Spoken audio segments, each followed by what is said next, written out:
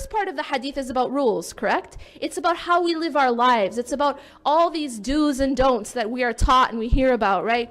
Oh, in Islam, you're not allowed to drink. You're not allowed to, take drugs. You're not allowed to date. You have to dress a certain way. All these rules, right? How do we now connect these rules to the heart? And this is what the hadith is doing. The Prophet ﷺ is telling us that yes, there are prohibited matters and there are things which are doubtful. Now, staying away from those prohibited matters, now this is an important note, staying away from those prohibited matters is not because we're doing God a favor. Now that's the thing, is that sometimes we feel like, man, with all these rules, it's just like, why? Why all these rules? Well, when you go to a doctor, right, and the doctor tells you, eat healthy food, stay away from poison. It's not a good idea to drink poison. You might want to stay away from it. Now, if you decide with your own free will to go home and drink poison, and not just drink 1 bottle, but drink 3, do you harm the doctor or do you harm yourself?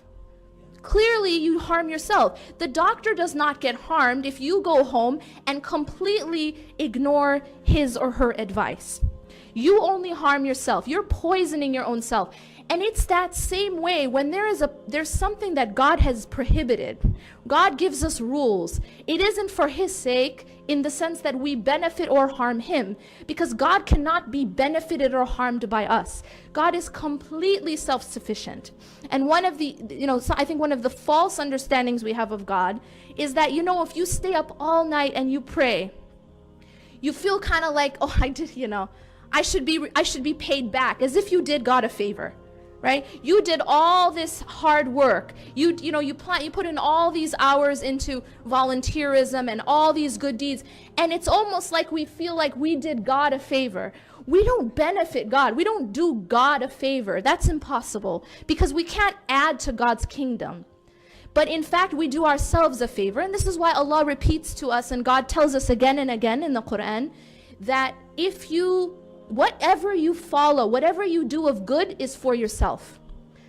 And they did not harm us. God says they did not harm us. See, when we rebel against God, we don't harm God, we harm our own selves. The one who went home and drank the poison is not rebelling against the doctor, but is rebelling against his or her own self. So this concept of the haram and the halal and the forbidden, all these rules, right?